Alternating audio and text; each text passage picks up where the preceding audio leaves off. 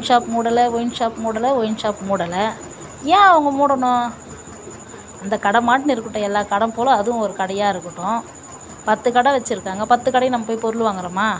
எதனா ஒரு கடையில் வாங்குகிறோம், நம்மளுக்கு தேவையான பொருளை வாங்கின்னு வீட்டுக்கு வந்துடுறோம். 10 கடையிலையும் போய் கடை வச்சிட்டாங்க 10 கடையிலையும் போய் நம்ம பூந்து பொருள் வாங்குகிறோமா? அதுமாதிரி தான் ஒயின் ஷாப்பும் ஒரு கடையாக இருக்கட்டும்.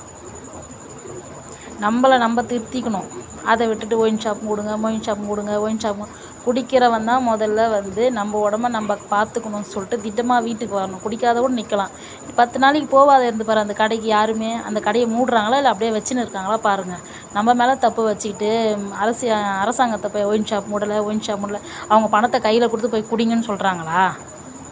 அது ஒரு விஷம், ஸ்லோ பாய்சன் மாதிரி தான்.